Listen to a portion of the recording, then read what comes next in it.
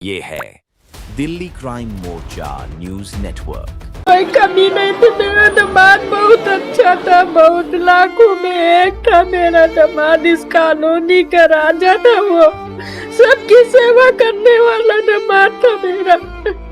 कभी नहीं हुआ मेरे बच्चे से किसी से, कभी किसी ने 5 मिनट पहले मेरा बच्चा उतर के गया है मुझसे, बातचीत करता रहा, बैठा रहा। हाँ, 5 मिनट बाद मेरे से नाटक हो गया। इस दिल्ली के अंदर भी बुलडोजर एक्शन जैसा, एनकाउंटर जैसा दौर शुरू होना चाहिए। हाँ, होना चाहिए। ये माहौल होगा तो होना ही चाहिए भाई, किसी की जाने तारीफ करता। कोई भी छोटा मोटा काम होता तो उनके पास जाते थे, उनसे कहते थे तो वो खड़े हो जाते थे, हम आपस में मसले को करवा देते, कंप्रोमाइज़ वगैरह। उनके बहुत नाम था यहाँ पे। किस बता दें, 5 राउंड लगभग फायरिंग की गई, जिसमें से 3 राउंड उनके सर पर, इसके अलावा 2 गोलियां उनके पेट के और एक छाती पर मारा गया। और ज़्यादातर इन मसलों में मुसलमान बच्चे ज़्यादातर शामिल हो रहे हैं। कृपया इन मुसलमान बच्चों को बचाइए, हमें सुरक्षित वातावरण दीजिए, हमें सुरक्षा। क्यों लग रहा है? इंसाफ चाहिए, इसका हक पे इंसाफ चाहिए। हमें कुछ नहीं पता भाई, उसके घर वालों का साथ, पूरी कॉलोनी वाले जाएंगे साथ में, उसको इंसाफ चाहिए, हक इंसाफ चाहिए। से बात कर रहे थे, पीछे से हमला हुआ है। हाँ, पीछे से हमला हुआ है। पीछे से हमला। हाँ, कितने आरोपी हैं कुछ पता लगा? 4 जने बता रहे हैं, लोग ही बता रहे हैं।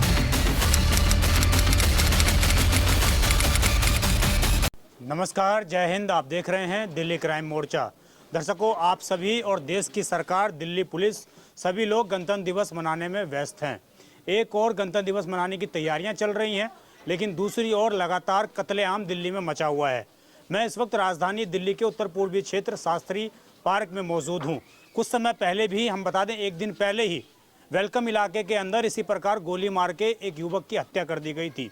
उस घटना को 24 घंटे भी नहीं बीते थे। इसी नॉर्थ ईस्ट दिल्ली के अंदर ही, डीसीपी नॉर्थ ईस्ट दिल्ली के अंदर ही दूसरी बार 24 घंटे बीतने से पहले एक समीर, जिनका इस इलाके के अंदर अच्छा खासा नाम था, उर्फ कम्मो पहलवान के नाम से उनको जाना जाता था, सामाजिक कार्यकर्ता के तौर पर जाना जाता था, उनकी भी कल गोली मारकर इस जगह पर हत्या कर दी गई।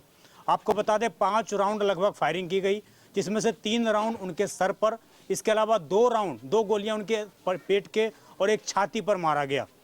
आप स्थिति मैं आपको दिखाऊंगा, तो कैमरे पर वो तस्वीरें हम दिखा भी नहीं सकते आपको। अभी तक वो ब्लड के निशान वैसे ही पड़े हुए हैं। शरीर के जो चीज़ें थी वो अभी तक यहाँ पर पड़ी हुई हैं। 2 छोटी छोटी उनके घर में बेटियाँ हैं। आसपास आप इलाका देख रहे होंगे किस प्रकार लोग इस पूरी घटना से स्तब्ध हैं, परेशान हैं कि आखिरकार कैसे रात के महज 10:30 बजे के आसपास इस पूरी वारदात को अंजाम दिया गया है। आपको बता दें, यहाँ से महज 50 मीटर दूरी पर उनका घर था। वो यहाँ पर रहा करते थे और यहाँ खाना खाने के बाद वो टहलने के लिए या दोस्तों से मिलने के लिए आए। उसी दौरान कुछ बदमाश आते हैं और उन पर फायरिंग करके फ़रार हो जाते हैं। मैं आपको ज़रा तस्वीरें दिखाऊंगा तो आप देखेंगे। ये दुकान देख पा रहे होंगे आप। ये छोटी सी एक दुकान है और इस दुकान के बाहर वो खड़े थे और इसी जगह पर आप देखेंगे तो आपको अभी भी ब्लड के निशान, ग्लव्स के निशान दिखाई दे जाएंगे। इन चीज़ों को मैं कहूँगा कि सीधे तौर पर ब्लर कर दिया जाए, क्योंकि तस्वीरें बिल्कुल भी दिखाने लायक नहीं है, आप लोगों को परेशान कर सकती हैं। दूसरी जो मैं तस्वीरें आपको दिखाऊँगा, आप देखेंगे यहाँ पर पुलिस ने मार्किंग कर रखी है कि यहाँ पर भी गोलियों के निशान हैं। इधर भी देखेंगे, इधर भी है और इसके आसपास भी आप देखेंगे यहाँ पर भी, यानी कि लगभग 4 से 5 राउंड गोलियाँ जो हैं चली हैं और उनके बिल्कुल शरीर के पास में गोली लगाकर, हम कहें तो टारगेट किलिंग इस इलाके में की गई है। और ये कोई पहला मामला इस इलाके में नहीं है। मैंने जैसा कि आपको बताया कि महज 24 घंटे पहले उत्तर पूर्वी दिल्ली के ही वेलकम इलाके में इसी प्रकार एक फैज़ान नामक युवक की रेस्टोरेंट के अंदर घुसकर गोली मारकर हत्या कर दी गई थी और फिर हत्यारे ने अपना कबूलनामा भी किया था। इस पूरी घटना में अभी जब तक हम रिकॉर्ड कर रहे हैं, पुलिस के हाथ कोई बदमाश तो नहीं चढ़ा है, लेकिन पुलिस टीमें लगातार जांच पड़ताल कर रही हैं और पुलिस टीमें एक हवाला देती हैं कि हम घटना होने के 24 घंटे के अंदर अपराधियों को पकड़ लेते हैं। पुलिस की लोग ये कहते हैं कि तारीफ़ क्या करिए, लेकिन बड़ा सवाल फिर एक ये खड़ा होता है कि आखिरकार उन बदमाशों के पास वो हथियार कहाँ से आ रहे हैं? क्या उनके पास लाइसेंसी बंदूक हैं? अगर वो लाइसेंसी बंदूक नहीं है तो आखिरकार वो हथियार उन्हें कौन सप्लाई कर रहा है? वो कौन सप्लायर है जिसको पुलिस खोज नहीं पा रही है? ये बड़े वो सवाल हैं जो लगातार उत्तर पूर्वी दिल्ली के लोग पूछ रहे हैं, लेकिन उनको जवाब नहीं मिल रहा है। क्या नाम है सर आपका? मोहम्मद अशफाक। मोहम्मद अशफाक। इसी इलाके में रहते हैं जी। ये कितने बजे की घटना है कल? जी पौने 11 की बजे। पौने 11 बजे की। कैसे आप लोग आए थे यहाँ पर, उस टाइम पर क्या हुआ था, कुछ पता है? काम पे से आ रहे थे, घर पे जा रहे थे तो घर पे घर पे तो आप उस टाइम पे इधर से ही गुजर रहे थे? जी जी। तो ये क्या देखा था आपने जब? ये तो बाद में हुआ था, हम चले गए थे। आप चले गए थे तब? तो फिर बाद में आप यहाँ आए थे? नहीं, हम नहीं आ पाए। आप नहीं आए हैं। आसपास कोई और किसी को जानकारी है आपको? यहाँ पे सामने वाली दुकान हमारी है, तो खबर मिली थी कि यहाँ पे गोली की आवाज़ आई थी। तो यहाँ पे आके देखा कम्मो पहलवान यहाँ पे पड़े हुए थे। उसके बाद पता नहीं यहाँ पे शोर मचा, बस भगदड़ मच गई। उनको लेके गए, जब तक पता चला हॉस्पिटल तक पहुँचे वो डेड हो चुके थे। जब तक यहाँ पर सांसें चल रही थी उनकी? नहीं, वो ऑन द स्पॉट ही खत्म हो गए थे। हमें तो इतनी नॉलेज भी नहीं थी, लेकिन ये पता चला कि ऑन द स्पॉट ही कौन था। किस तरह की स्थिति आपने देखी जब उनको देखा होगा? कैसे?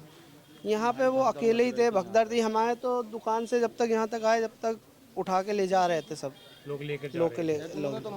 मतलब काफी लोग थे या वो अकेले यहाँ वो पर? यहाँ पे अकेले बात कर रहे थे खड़े, उन्हें पता भी नहीं था कि कौन है कौन नहीं, बस वो तो पीछे से गोली शायद मारी है। पीछे से गोली हाँ से जी, वार किया। सर पे गोली मारी है। बता जा रहा 3 गोली सर पे 3 मारी। गोली सर पे, 2 बताने पेट पे, पता तो देखा तो नहीं है खैर अभी। देखे तो हाँ, चाकू बाकू भी मारे हैं। चाकू से भी हमला किया। तो ये इस इलाके में कोई बहुत पहले अच्छे बंदे थे वो भाई, यहाँ की नाक थी वो। यहाँ पे उनका नाम था, हर कोई उनकी तारीफ करता। कोई भी छोटा मोटा काम होता तो उनके पास जाते थे, उनसे कहते थे तो वो खड़े हो जाते थे, हम आपस में वो करवा देते कंप्रोमाइज वगैरह। उनके बहुत नाम था यहाँ पे, किसी के साथ कभी गलत नहीं करवा। कॉम्प्रोमाइज करवा देते, लड़ाई झगड़े में कोई भी लड़ाई झगड़ा हो या कोई आपस में हमारा मन मिटाव हो तो उन दोनों को बैठाल के समझाते थे। जो बच्चे छोटे छोटे नशा कर रहे हैं उन्हें समझाते थे कि बेटा ये मत करो। बहुत अच्छे इन चीज़ों में उनका नाम था। एक चीज़ और सामने आई थी कि इनके ऊपर भी कुछ केस दर्ज थे इस तरीके के, फिर बाद में ये लोग इस बारे में मुख्य धारा में आ गए थे। इस बारे में तो सर हमें नहीं पता है, लेकिन हाँ हमारे लिए यहाँ पे कॉलोनी में आप कहीं भी पूछोगे तो बहुत ही नाम था उनका। बहुत हर आदमी उनकी तारीफ करता है। कॉलोनी बंद पड़ी है, उन्हीं की वजह से बंद पड़ी है, वरना कौन बंद कर रहा है आज के टाइम में अपनी दुकान? सब खुली रहती, पूरी मार्केट। रात से हलचल मची पड़ी है कॉलोनी में। ये पूरी मार्केट है, क्या नाम है मार्केट का? बिहारी चौक है ये। बिहारी चौक मार्केट है, दुकानें, भीड़ वाला इलाका है। भीड़ भाड़ इलाका है पूरा। सब वहाँ से लेके यहाँ से दुकानें सब खुलती हैं। पीछे वाली गली में भी सब दुकानें बंद है, सब बंद है पूरा। आदमी बढ़िया थे, बहुत बड़े आदमी थे। तो ये जो पूरी वारदात हुई है आप लोगों के इलाके में, पहली वारदात तो है नहीं, इससे ना जाने पहले कितने लोगों की जान इसी तरीके से गई हैं? उसके पीछे की वजह क्या है? कानून व्यवस्था, नशा सही है यार, कानून व्यवस्था सही नहीं है। थोड़ी कानून व्यवस्था थोड़ी सही होनी चाहिए। महीना है फिर भी देख लो इतना क्राइम। जनवरी का महीना है फिर भी पुलिस हर जगह हाई अलर्ट पे है अभी, बिल्कुल हाई अलर्ट पे है और एकदम से चप्पे चप्पे पे पुलिस मौजूद है। फिर भी उनके पे ये पिस्टल वगैरह और गोली बंदूक कहाँ से आ जाती है इनके पास? मैं तो दिल्ली के पुलिस को ही बोलना चाहूँगा कि ये चीज़ आप केयर नहीं कर रहे हो कि हाँ भाई ये चीज़ मतलब कहाँ से आ रही है। और आप चेकिंग तो खुद जहाँ जाओ आपको चेक पोस्ट मिलेगा, सब कुछ, गाड़ी की ड्राइविंग लाइसेंस ये वो पूछते हो, बंदों की चेकिंग कर रहे हो। 4 बंदे तो नहीं घूम सकते एक साथ इस टाइम, और 4 बंदे किसी कॉलोनी में आकर के गोलियां मार के चले जाते हैं। 4 लोग थे वो? जी जी, मेरे ख्याल से सुनने में आया है। आपका? आसिफ। आसिफ। आप बड़े भाई हैं उनके? छोटे भाई? छोटा भाई है। छोटे भाई। कितनी उम्र थी आपके भाई की? 33 साल। 36 साल। शादी हो गई थी उनकी? हाँ। कितने बच्चे थे? 2 बच्चे। 2 बच्चे। आप साथ में ही रहते हैं या अलग अलग रहते हैं? साथ में ही रहते हैं। साथ में ही रहते हैं। कल कितने बजे की ये वारदात है? क्या पता लगा था आपको? क्या जानकारी मिली थी? 11 बजे की वारदात है। 11 बजे की रात की। तो आपके भाई वहाँ पर मतलब किसी से बात करने गए थे या ऐसे ही टहलने? हाँ, किसी से बात करने के लिए गए थे, बुलाया था किसी ने। किसने बुलाया था? नाम पता है? ये नहीं पता चल रहा कुछ। नाम नहीं पता है जी? नहीं। पुलिस ने बताया? फ़ोन जब्त अभी कर? कुछ नहीं हुआ। फ़ोन भी जब्त नहीं हुआ, कुछ भी नहीं। फ़ोन भी जब्त नहीं हुआ? आपके पास है फ़ोन? नहीं, आपके पास नहीं है। फ़ोन कहाँ है ये पता ही नहीं है? पता नहीं है जी। तो ये जब गए हैं 11 बजे, तो फिर कितनी देर बाद ये वारदात होने की सूचना प्राप्त हुई आपको? 11 बजे जब ये गए थे 10-15 मिनट बाद ही पता लग गया। लोग ये कह रहे हैं कि दुकान वाले से बात कर रहे थे, पीछे से हमला हुआ है। हाँ, पीछे से हमला हुआ है। पीछे से हमला हुआ हाँ। है। कितने आरोपी हैं कुछ पता लगा? 3-4 जने बता रहे हैं, लोग ही बता रहे हैं। हाँ जी। तो पहले से कोई रंजिश थी, कोई धमकी भरा कॉल किस तरीके का? किसी तरह की कोई धमकी भरी कॉल नहीं आ रही थी? नहीं नहीं, ऐसा कुछ भी नहीं हुआ। किसी से कोई दुश्मनी नहीं, कुछ नहीं, कोई बात नहीं, कोई भी मसला नहीं था ऐसा। लोग बता रहे हैं कि तमाम चीज़ों में इन्वॉल्व रहते थे वो, सामाजिक कार्यों में। हाँ हाँ जी, लोगों के काम आते थे। कोई भी आधी रात को भी उनके घर पे आ जाए, कोई प्रॉब्लम में है, फौरन उनके काम आ जाते थे। तो किसी प्रकार राजनीतिक इन्वॉल्वमेंट भी था पॉलिटिक्स के अंदर? नहीं नहीं, ऐसा नहीं, प्रॉपर्टी डीलर का मसला था बस। हाँ, और बाकी लोगों की सेवा में अपने बस। तो कोई आपको कभी आपके भाई ने बताया नहीं कि मेरे को कोई धमकी दे रहा है इस तरीके से? ऐसी कोई बात किसी भाई को ही नहीं पता, कुछ भी नहीं था मतलब। कितने भाई हैं आप? हम 6 भाई हैं। 6 भाई हैं। तो सबसे बड़े थे घर में? हाँ मतलब 2 से छोटे थे। 2 से छोटे। तो उनके कितने बच्चे हैं अभी? 2 लड़की हैं उनकी। 2 लड़की, एक 3 साल की, एक 1.5 साल की। एक 3 साल की बच्ची है और एक है कि 9 महीने की। एक 9 महीने। इंसाफ चाहिए, उसका हक पे इंसाफ चाहिए। हमें कुछ नहीं पता भाई, उसका घर वालों का साथी पूरी कॉलोनी वाले जाएंगे साथ में है। उसको इंसाफ चाहिए, हक इंसाफ चाहिए। उसके बच्चों का हमें 2 बेटी हैं, हम कोई देखने तो कहे कैसा देंगे। आज उसका साथ में, कल किसका साथ में और परसों किसका साथ में, कोई देखा हुआ कोई नहीं, डर का मारे कह नहीं रहा। जो हम देखिए मार के कैसा गया ना गया, सब डर का मारा, कोई कुछ नहीं बोल रहा है। अब हम भी नहीं बोल सकेंगे भाई, सब घर वाले नहीं बोल रहे, घर वाले साथ है, कॉलोनी वाले भी साथ होंगे भाई। तो इंसाफ चाहिए भाई, इंसाफ। कौन मारा क्या करा हम नहीं कहेंगे, तो कौन मारा नहीं मारा कर देखिए तो हम कहेंगे कैसा। हम किसी को दोष नहीं देंगे, सरकार का तरफ से इंसाफ चाहिए, उसका हक पर, उसका बच्चों का हक पर। आपकी भी कभी उन्होंने सहायता करी थी? करिए तो तभी तो बोले कॉलोनी वाले हैं, हमारे कोई रिश्तेदार वो नहीं है, हमारे कोई रिश्तेदार नहीं, पड़ोसी हम। हमारा घर ये है, उसका घर ये है, हमारा घर पली तरफ, तो रिश्तेदार है। उसके बाद से हमारा बहुत ताल्लुक, जरे जरे बच्चे थे उनसे शुरू से जानते हो, 40 साल से बच्चों को, वो तो 30-35 साल का बच्चा है, सब बच्चों को जानो। उसके बाप से मेरा बहुत ताल्लुक आता, बच्चों से ताल्लुक आता। वो पड़ोसी का बहुत साथ देता था, क्यों नहीं बोल रहा, नहीं साथ देता था, घर से अभी खड़ी ना, क्यों नहीं बोलता, अच्छा था, हमेशा मददगार करता था। अब किसका साथ क्या करा न करा, कौन करा न करा, हम नहीं करते, गरीबों का साथ देता था। कोई दुख मुसीबत में भैया लड़ाई झगड़ा होता, आगे बात मिटा देता था, बात सुलटा देता था, बात सारी खत्म कर देता था। ऐसा बच्चा था वो, ऐसा। मेरा नाम रुखसाना है। रुखसाना जी। जी, कभी आपके बच्चे ने बताया आपको कि लड़ाई झगड़ा किसी से कुछ? कभी नहीं हुआ मेरे बच्चे से किसी से। कभी किसी ने 5 मिनट पहले मेरा बच्चा उतर के गया है मुझसे, बातचीत करता रहा, बैठा रहा। हाँ, 5 मिनट बाद मेरे से नाटक हो गया। दूसरे घर में रहता, बीवी उसकी बुला रही है, मेरे आ जाओ, ऐसा कि पापा आ जाओ। किसी ने फोन करा मेरे बच्चे को, फोन पे गया था जी। अब ये नहीं पता, 11 बजे रात में फोन करके बुलाया है किसी ने? हाँ, 10 बजे थे। 10 बजे 10:05 हुए थे, 10:05 जी। अरे मेरे छोटी बेटी, अरे ऐसा पापा आ जाओ, आ जाओ। वो फोन पे चला गया, हमने न देखा, बच्ची को भी ऊपर चला जाओ जी। फोन पे जाके गया, बस वहीं पर 5 मिनट में ही सारा काम कर दिया मेरे बच्चे का, 5 मिनट में। हाँ, अरे बेटी है, मैं उनकी सास हूँ। आप उनकी सास हैं? जी। बिठा लो इधर, बैठ जाओ। तो ये सबसे छोटी बेटी यही है? ये छोटी बेटी है, इससे बड़ी एक और बेटी है, थोड़ी सी बड़ी। उसने तो माजी अभी पापा को सही से पहचाना भी नहीं होगा। नहीं, इधर क्या जाने कौन से पापा। बात तुमको तो अभी कुछ पता ही नहीं। वही थोड़ा से होश है, उसे मालूम है, वो दूध पिलाते तो थोड़ा से वो गोद पहचानती, बाकी बच्चे सब छोटे मासूम है, उनसे कौन पहचान है, कोई पहचान नहीं है।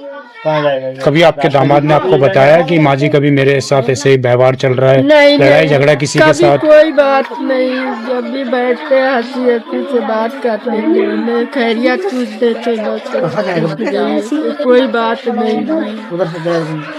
कितने साल हुए थे शादी को? 5 साल हुए हैं। 5 साल हुए हैं। 5वां साल चल रहा है। देखिए, और इस बच्ची के ऊपर से जो पापा का हाथ होता है वो उठ चुका है, और उसके पीछे की सारी वजह कहीं ना कहीं हम कहें तो कानून व्यवस्था है। आप क्या कहना चाहती हैं प्रशासन से, जो आपको लोग देख? कोई कमी नहीं थी, मेरा दामाद बहुत अच्छा था, बहुत लाखों में एक था मेरा दामाद, इस कॉलोनी का राजा था, वो सबकी सेवा करने वाला दामाद था मेरा, बहुत अच्छा दामाद था मेरा, सबकी सेवा, गरीब हो या अमीर हो, फकीर हो, किसी की भी बच्ची हो, सबकी सेवा करता था, कोई भी परेशानी हो तुरंत खड़ा होता। बेटी की शादी में भी योगदान करते थे? हर एक चीज में। हाँ, बेटी की शादी में भी उन्होंने गरीब जैसे फकीर है, मांगने वाले। उनकी बच्चियों की भी शादी कराई नहीं, चंदे से शादी कराई नहीं। बहुत अच्छे दामाद थे मेरे। तो उनकी अच्छा ही आप कह सकते हैं कि इस तरह कदर भारी पड़ गई। हाँ, अच्छा ही ना, देखी नहीं गई है लोगों से। कभी यहाँ पे कोई कॉलोनी में कोई नहीं कह सकता कि कभी बुरा करके गए नहीं। थोड़ा सा सपोर्ट दे। इतने बच्चे भी सब भाई भाई करते थे, उनसे प्यार करते थे, कभी भाई बच्चे से दुख नहीं किए उन्होंने। जी, कहाँ के रहने वाले हैं आप लोग? हम लखनऊ के। यहाँ दिल्ली में कब से रह रही हैं आप? हमें हो गए 30 साल रहते हुए। जी, हमारे हिम्मत सारे रखिए आप। बच्चे यही थे। जी, देखिए ये एक माँ है जिनकी बेटी का पति अब नहीं रहा, और आसपास जो लोग हैं वो भी बता रहे हैं कि पहले हवाई फायरिंग कल की गई थी। यहाँ पे कम्मू पहलवान को जब उन्होंने कत्ल करा, उस समय उन्होंने 4 लड़के आए थे, वो पे नकाब पोस्ट किया, कुछ था, हवाई फायरिंग करी, चाकूबाजी करी, गाली गलौज करी, जिससे पब्लिक की तरफ डर हो गई, भागी डर के मारे दहशत में। मैं सरकार से ये मांग करता हूँ, कॉलोनी के निवासियों के लिए हमें सुरक्षित दिल्ली दीजिए। गृह मंत्री अमित शाह जी, प्रधानमंत्री जी, हम आपसे सुरक्षित दिल्ली मांगते हैं। हम ये मांग करते हैं कि जिन लोगों ने ये हादसा किया, ये किए ट्रेजेडी कत्लेआम किया है, उनका इनकाउंटर होना चाहिए, उनको गोली मारनी चाहिए। दिल्ली पुलिस को सख्त एक्शन लेना पड़ेगा, नहीं तो ये दिल्ली बर्बाद। आप एक चीज और कह रहे थे कि दिल्ली दंगे के बाद ये घटनाएं ज्यादा बढ़ गई हैं। जब से 2020 दिल्ली दंगा उसके बाद हुआ है, ये आए दिन नॉर्थ ईस्ट दिल्ली में आए दिन आप न्यूज में किसी न किसी के कत्ल की, किसी न किसी की रंजिश की खबरें आप देखते रहते हैं। छोटे छोटे बच्चे, नाबालिग बच्चे जो 16 साल 17 साल, अधिकतर इनकी ही इन्वॉल्वमेंट है, इन्हीं की इन्वॉल्वमेंट हो रही है। इनको नशे ने घेर रखा है और ज़्यादातर इन मसलों में मुसलमान बच्चे ज़्यादातर शामिल हो रहे हैं। कृपया इन मुसलमान बच्चों को बचाइए, हमें सुरक्षित वातावरण दीजिए, हमें सुरक्षा। क्यों लग रहा है आपको कि मुस्लिम बच्चे ही ज़्यादा इसमें आगे बढ़ रहे हैं? ये इसलिए हो रहा है कि आजकल सोशल मीडिया पे जो दिखाते हैं, अच्छे कपड़े पहन लिए, अच्छे जूते पहन लिए और घूम रहे हैं, खाम रहे हैं, अय्याशियाँ दिखा रहे हैं। और एजुकेशन की मेन है, एजुकेशन की कमी। एजुकेशन की कमी की वजह से ये सब तालीमात अच्छी नहीं मिल पा रही है। सरकार को नीति बनानी चाहिए जिससे कि उन्हें अच्छी तालीमात मिले, अच्छे संस्कार मिले, अच्छा ही वातावरण को महसूस कराना चाहिए। सरकार की नाकामी है, दिल्ली पुलिस की नाकामी है। नॉर्थ ईस्ट दिल्ली 2020 के बाद बर्बाद कर दी गई है। आए दिन मर्डर, आए दिन कत्लेआम हो रहे हैं। 24 घंटे में दूसरा मर्डर हो चुका और ये 26 जनवरी के टाइम में रिपब्लिक डे मना रहे हैं हम लोग, और 2025 रिपब्लिक खत्म हो चुका, 26 आ चुका। 26 में ये कत्लेआम और ज्यादा बढ़ते जा रहे हैं। दिल्ली पुलिस को ये हथियार कहाँ से आ रहे हैं ये मालूम करना चाहिए। दिल्ली पुलिस को ये नशे कहाँ से आ रहे हैं, लड़के क्यों बर्बाद हो रहे हैं, क्यों इन राहों पे जा रहे हैं, इसको छानबीन करनी चाहिए और दिल्ली पुलिस को सख्त एक्शन लेना पड़ेगा, वरना ये आगे ऐसे ही घटनाएं हम आए दिन देखेंगे। आज उसकी तो कल हमारी भी बारी है, हमारे भी बच्चे हैं। आप जो दर्शक आपके देख रहे हैं उनके भी बच्चे, आपको आवाज उठानी पड़ेगी। दिल्ली पुलिस होश में आओ, इन क्रिमिनलों को खत्म करो, दिल्ली को सुरक्षित वातावरण दो, सुरक्षा मुहैया कराना सरकार की जिम्मेदारी है, अमित शाह की जिम्मेदारी है, वो हमारे गृह मंत्री हैं। प्रधानमंत्री नरेंद्र मोदी, यहाँ से लाल किला मुश्किल से 3 से 4 किलोमीटर दूरी पर है, 3 से 4 किलोमीटर दूर, और प्रधानमंत्री आवास मुश्किल से 6 से 10 किलोमीटर की दूरी पर ही होगा। तब ये हालात हो रहे हैं कि प्रधानमंत्री आवास के पास में ये हालत, अंडर 10 किलोमीटर के अंदर में ये हादसे होते चले जा रहे हैं। क्यों? इसकी जिम्मेदारी दिल्ली पुलिस को लेनी पड़ेगी, सरकार को लेनी पड़ेगी। माननीय Gupta ji, lieutenant governor of Delhi को ये जिम्मेदारी लेनी पड़ेगी क्योंकि दिल्ली पुलिस के अंडर में है। दिल्ली पुलिस को सख्त एक्शन लेने के निर्देश दें, ये हम आपसे मांग करते हैं। और परिवार के लिए सरकार को जो भी उनकी मदद हो वो करनी चाहिए, ये हम आपसे मांग करते हैं। और आप समझिए इस इलाके की किस तरह की ये वारदात है, क्योंकि इस इलाके में, इस पूरे नॉर्थ ईस्ट दिल्ली में कोई पहली वारदात नहीं है। इससे पहले ना जाने कितने लोगों के जनाजे इसी तरीके से इस इलाके से उठ चुके हैं, लेकिन उसके बावजूद कानून व्यवस्था पर कोई कंट्रोल आखिरकार क्यों नहीं हो पा रहा है। मैं जरा तस्वीरें आपको बाहर निकाल कर दिखाना चाहूँगा। कैमरा सहयोगी से आप बाहर आएंगे तो आप देखेंगे आसपास आपको दुकानें दिख जाएंगी। ये सारी मार्केट्स खुली हुई रहती थी। यहाँ पर लगभग सैकड़ों दुकानें हैं और ये सैकड़ों की सैकड़ों दुकानें खुली हुई रहती थी और चहल पहल इस इलाके में रहती थी। लेकिन आज पूरा का पूरा इलाका गम में है, पूरा का पूरा इलाका सन्न है कि आखिरकार कैसे एक ऐसे आदमी को, जिसका इस इलाके में अच्छा खासा नाम था, जो इस इलाके के लोगों की मदद किया करते थे, वो भी, उनको भी इस तरीके से टारगेट करके पहले कॉल करके बुलाया जाता है। अभी तक ये नहीं साफ हो पाया कि आखिरकार किसने कॉल करके बुलाया, और ना ही अब तक उन अपराधियों को पुलिस पकड़ चुकी, कि ठीक सामने ही जिस जगह पर यह वारदात हुई है वहाँ पर CCTV कैमरे लगे हुए हैं। उसके बावजूद वो आरोपी आखिरकार कहाँ है, कौन है, ये पता नहीं चल पाया अभी तक। और आपको बता दें, मैं आपको बार बार बता रहा हूँ कि ठीक 24 घंटे पहले वेलकम इलाके में भी इसी तरीके से साइबर कैफे रेस्टोरेंट के अंदर घुसकर गोली मारकर हत्या कर दी गई थी और ठीक उस तरह की वारदात दोबारा इस इलाके में दोहराई गई है। क्या इसके पीछे का कनेक्शन है? इन लोगों के पास आखिरकार हथियार कहाँ से आ रहे हैं? ये अवैध हथियार लेकर जो गुंडे घूम रहे हैं, ये कौन है? इनको पुलिस समय रहते क्यों नहीं पकड़ पाती है?